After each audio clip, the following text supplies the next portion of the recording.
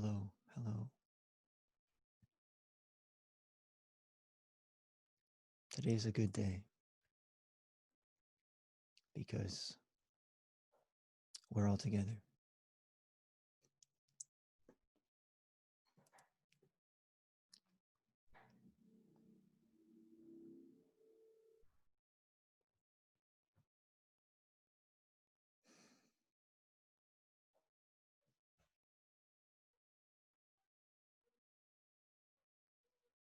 I feel absolutely sublime. I feel wonderful, graceful currents of energy running in channels through my body. And I feel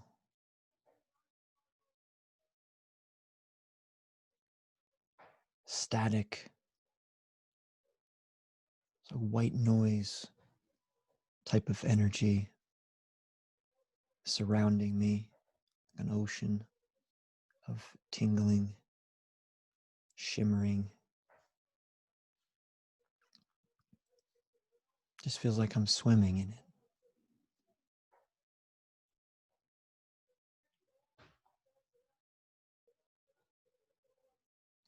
And I'd like to share it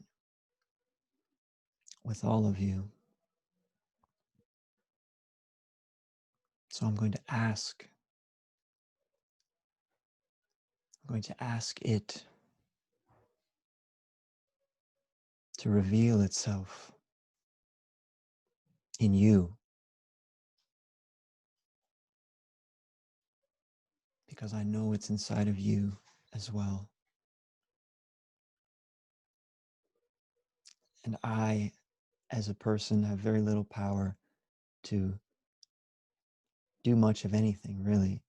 But this feeling, this feeling has great, great power. And sometimes all it takes is asking. You can form a direct relationship with this feeling. You can ask it to reveal itself to you. You can ask it to take away your ignorance, to show you the true nature of the world, inside and outside. I believe it was Jesus that said, "Ask and you shall receive. Ask and you shall receive." Now, that doesn't mean ask for a new car or a new house or the latest tech device. But if you ask with the full sincerity of your heart,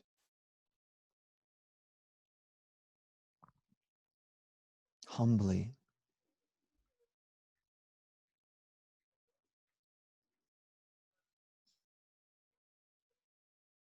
for the Holy Spirit or beingness or just something from the divine to be revealed to you, you shall receive. And you're not listening for necessarily a strange voice to come in your head and respond to what you just asked. You're not looking to see the clouds part and the divine light come through or anything like that. You're feel for the answer, feel for the response.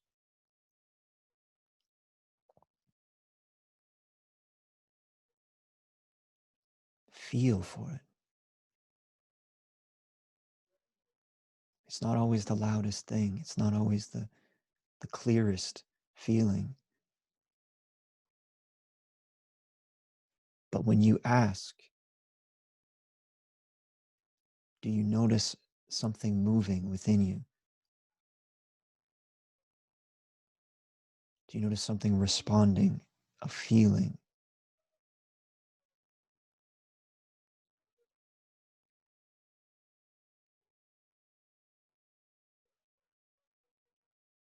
Maybe your answer isn't in books. Maybe it's not in the words of some profound guru that died 100 years ago. Maybe it's in a simple, simple feeling. What do books give you when you're reading a holy book and something in it resonates with you? It feels profound to you. The feeling arises within you. The book has drawn out this feeling. The feeling recognizes itself in the words that you're reading.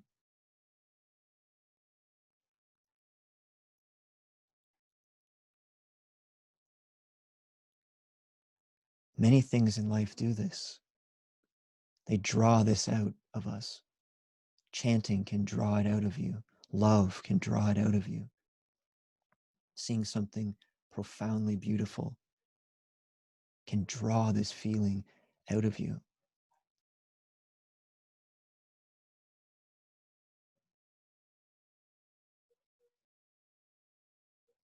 What if the whole world is here just so that you can feel this divine feeling?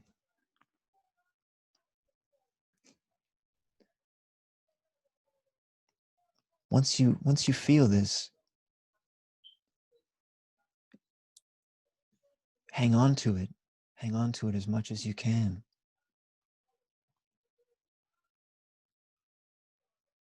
If you're reading and you read one sentence of a holy scripture or whatever book inspires this feeling in you, draws it out of you, don't keep reading.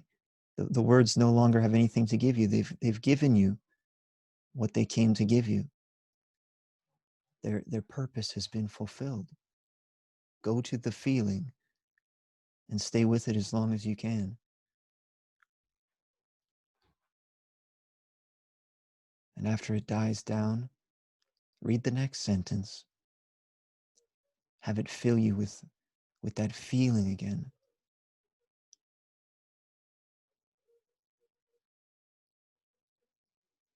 That profound, profound feeling.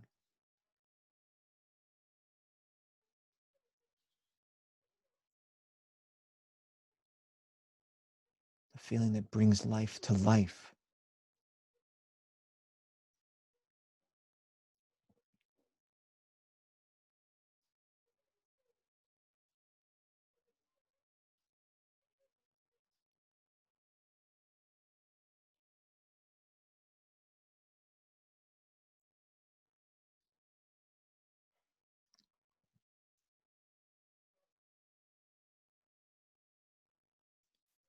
Last night, I went outside and looked up at the stars.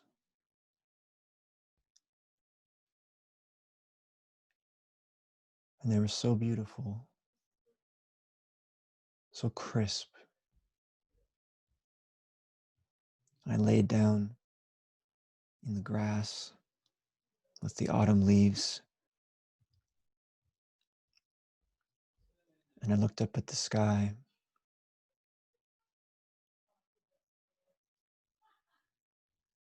and I was awestruck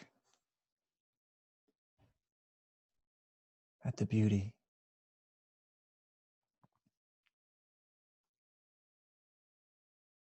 In that moment, it felt like every star was shining just for me.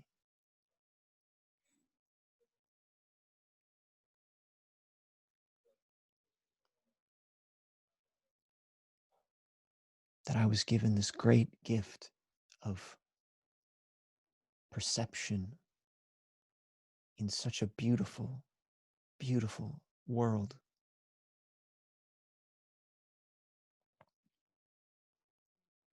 And my heart opened up and my chest opened up.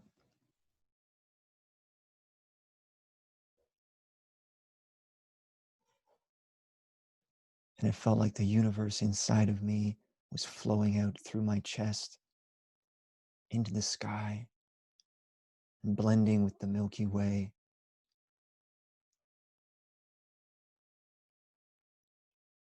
And just flowing, flowing.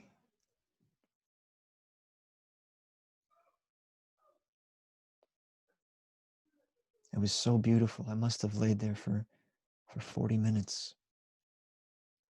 It was quite cold out, but it was okay because that feeling was completely drawn out of me just by the beauty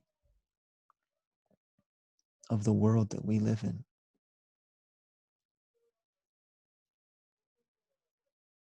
And so often, it seems that we get caught up in focusing on small things, little things that really they don't mean much. We somehow get, we misinterpret what we're doing here. And we idolize and respect money and objects and people who have money. We respect their power and their material objects, and these things are small. These things don't mean anything. These are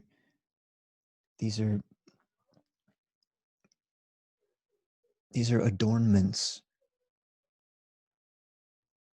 They're strange shiny ornaments on who we are.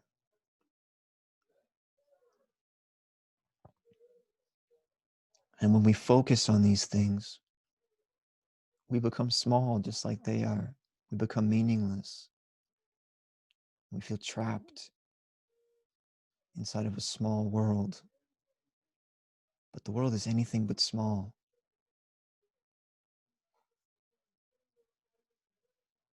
There are universes inside of every little speck of dust.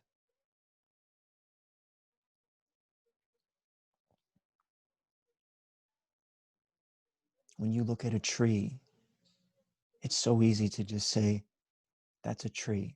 I know what a tree is. I don't have to look at that tree.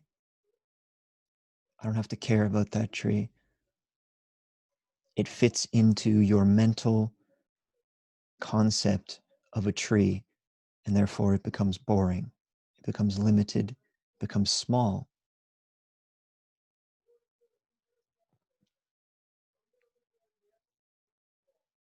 But if you look closer,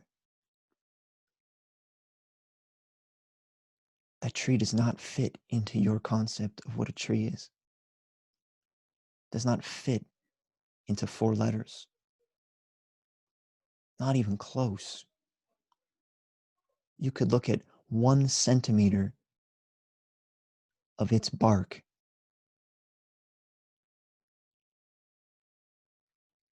and be completely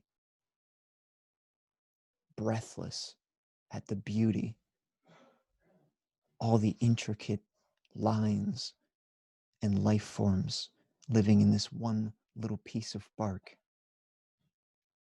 Every single tree is a unique, infinitely complex living thing.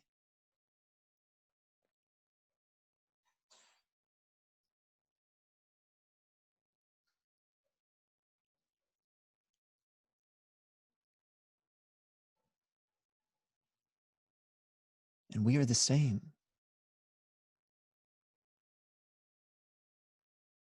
What good does it do us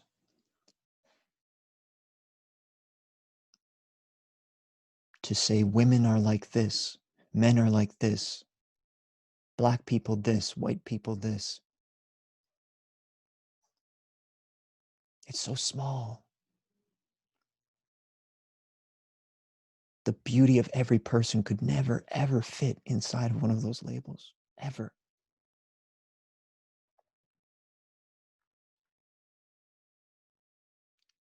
So, what are we doing? Idolizing things that are small, things that mean nothing.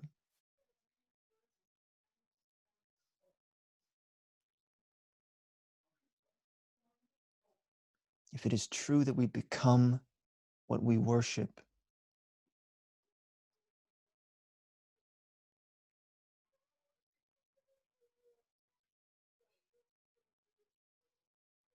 do you really want to worship something that is small and hollow?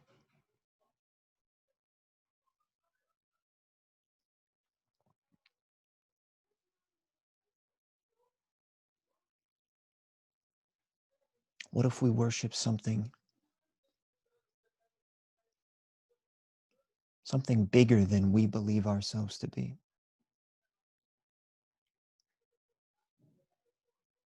What if we worship something divine? What if we revere life itself in all of its forms, all around us?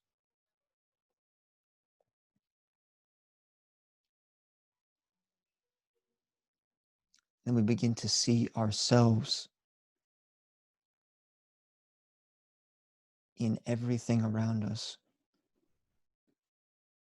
And just as we wouldn't like a small label to be put upon us, we do not put a small label upon the rest of the world, because we recognize it is as intricate and infinite and ornate and incredible and deep as we are.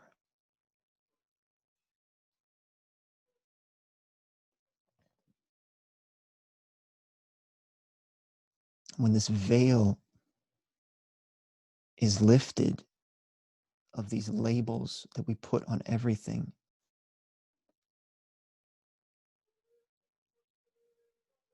we are free. We're limitless.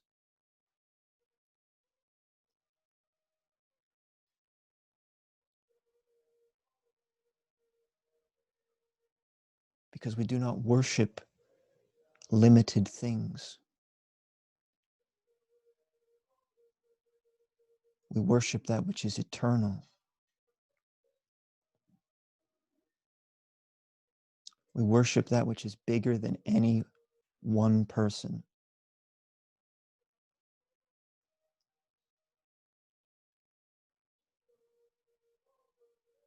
The common thread across everything in this universe. And we become it. We become it.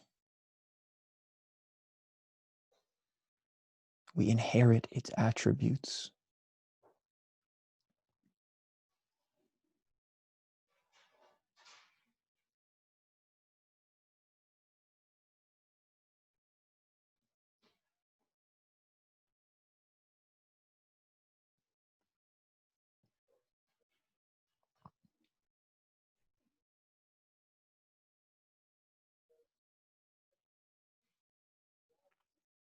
Several years ago, when I was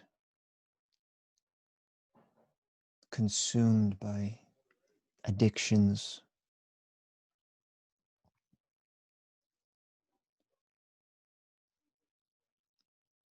my natural state of being felt empty and dark and cold and lonely,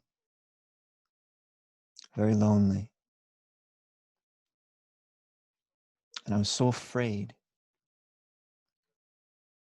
to rest there, to sit there, to let that take me. It felt like death. It felt like I was a little tiny flame in complete darkness. And if I wasn't careful, darkness would consume me and I would be gone. It was a terrible fear. And it caused me to distract myself, to fill my time as much as possible doing literally anything because I was too afraid to sit still and to be with myself. In a room alone with myself, I was uncomfortable. I could not relax. I had to do something.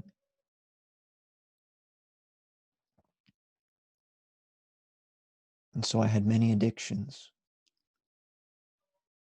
And I had built in my mind an identity of thoughts and concepts that I had collected.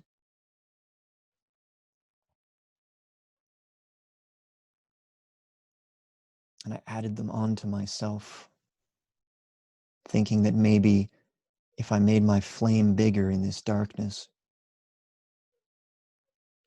maybe I could fend it off and I'd never have to be consumed by it. I wouldn't have to be afraid all the time. So I had this image in my head of me, arms, legs, body, me, an imaginary me. And any ambition that I had, I would say that would look good on me. I want that. It was like playing a game in my head, thinking of things that I could add to me that would make me look better, feel better, appear better.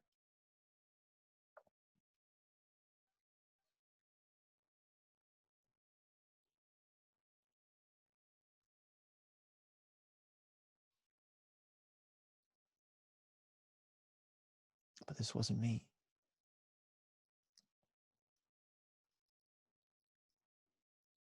This was a collection of intellectual possessions. Like I was building up a little treasure trove of stolen ideas, stolen beliefs, stolen thoughts, and hiding them from the world. And I would protect it with my life. I would protect this identity with my life because I felt like it was me.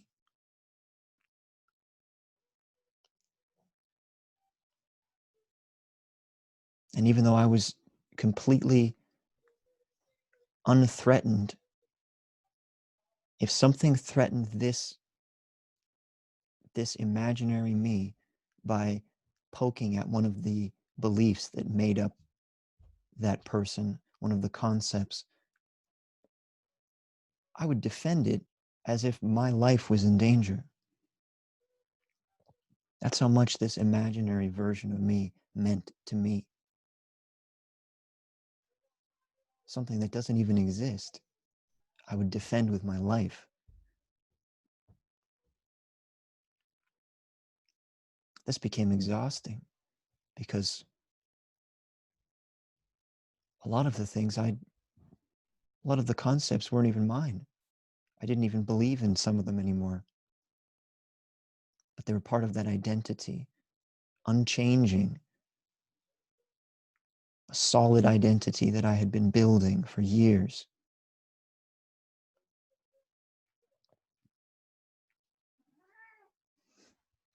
Yes, yes.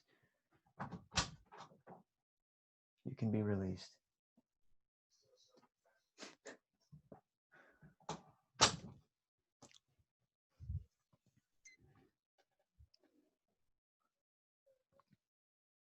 And you can be released too. Just like my cat.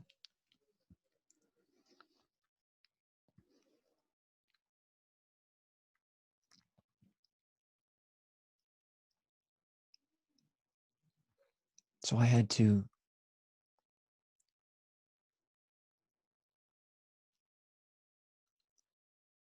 dismantle this identity that I had made.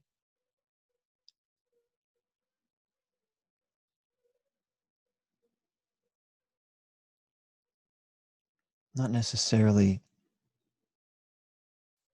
by consciously taking apart every piece, just by letting it die. The only thing that was keeping it alive was me defending it, me trying to make myself fit in a solid form that fit in a solid world. But I'm not a solid form, and the world is not solid. Everything is changing, always changing.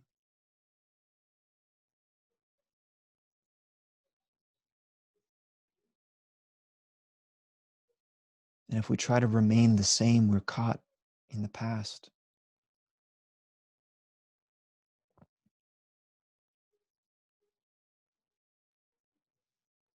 We can be whatever we want to be in any moment.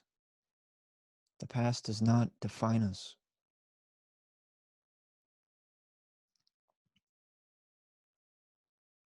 The past does not define us.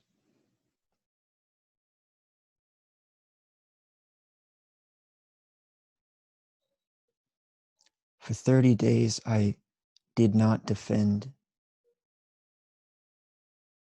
this identity. I let it crumble, and it felt like I was crumbling. It felt like I was dying. It was terrifying. I felt like the darkness was encroaching on me, and that I would soon perish, and no one could ever light my flame ever again.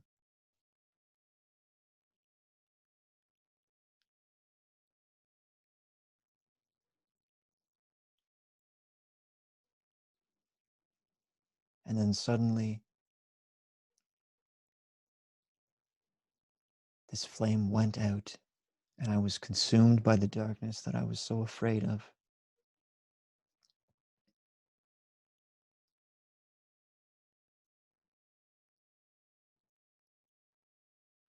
And this moment happened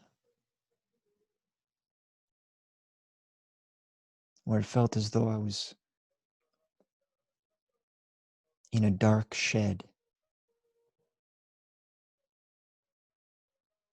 and something had cracked a hole in the wall or the ceiling, and the sunlight finally came through, and it felt like I hadn't seen this sunlight in a lifetime.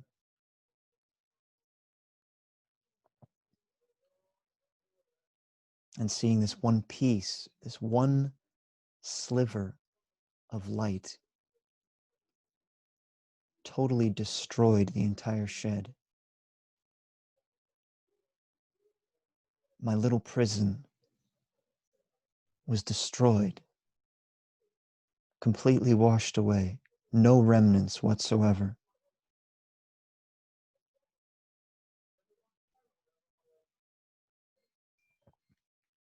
And in that moment of freedom, it didn't matter how long I had been locked away. It didn't matter whose fault it was, my own. It didn't matter, because the world had come alive.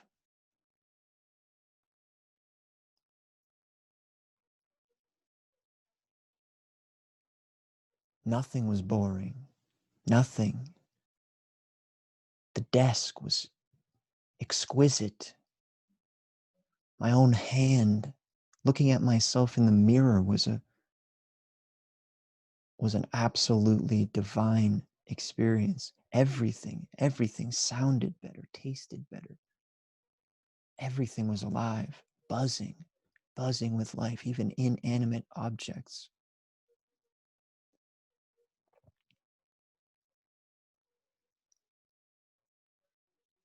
Everything was alive. And what began to grow inside of me was an underlying sense of well-being, happiness.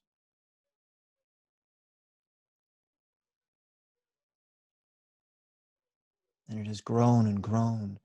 And the beauty of this is that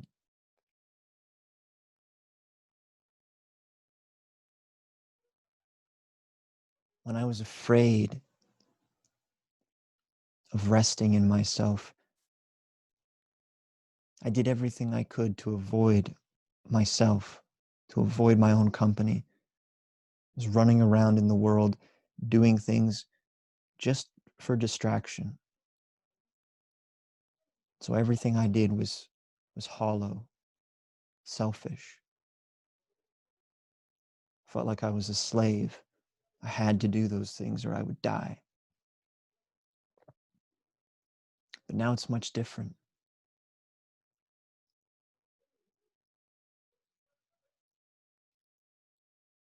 Now it's much, much sweeter because I know that this happiness is always waiting for me. Whenever I rest, this happiness is waiting. People will come and go, conversations, relationships, seasons, events. They all come and go, thoughts, feelings, but I don't hang on to them because I know that what is waiting for me is this happiness. My natural state of being has become happiness. In my complete resting state, I'm delighted.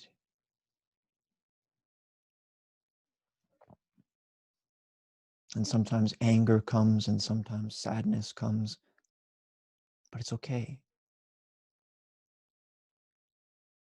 It's okay because this happiness isn't an emotion that comes and goes.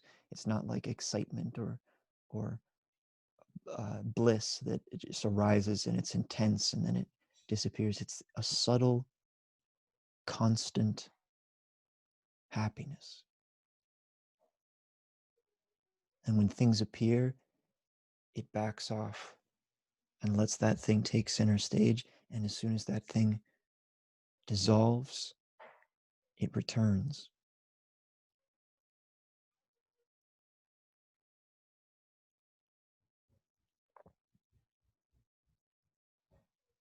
I want you all to have this natural state of being.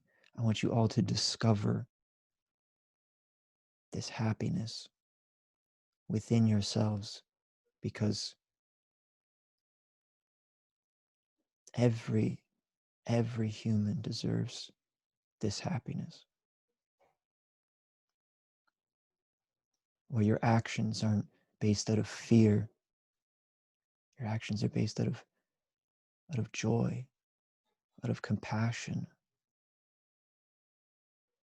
out of creativity. You don't act to run from yourself.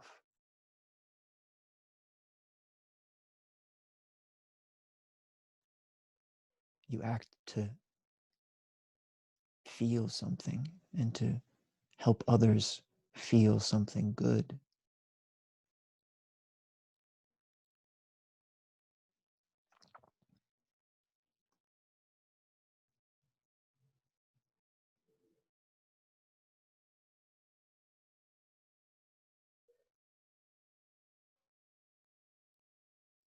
So don't run from yourself.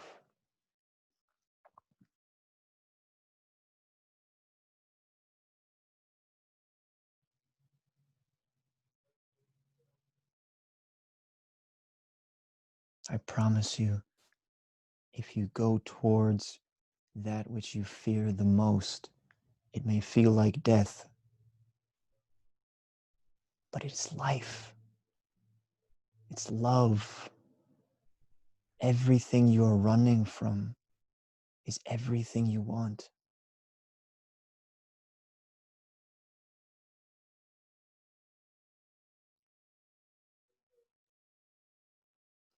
You are exactly what you are running from.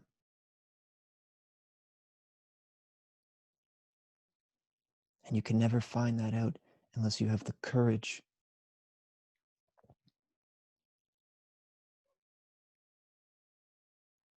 to let it swallow you whole. They say it's always darkest before the dawn. If you're constantly chasing the dying light of yesterday, how can you ever see the morning light of today? You have to let the darkness come.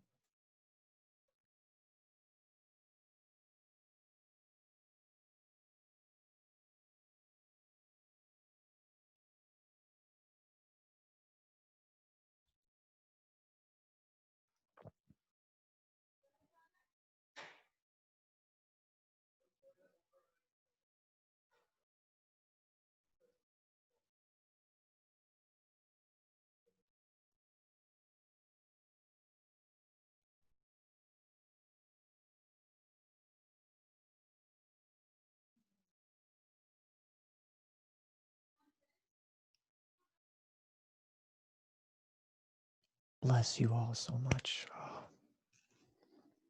I love you. I love you. I love you.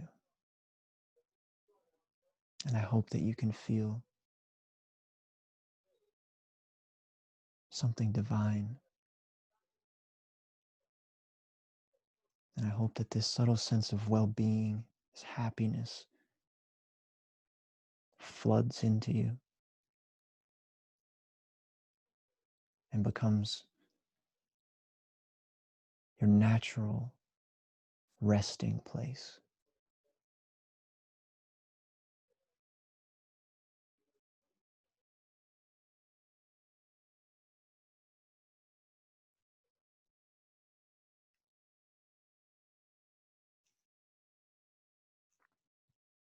Thank you. Thank you.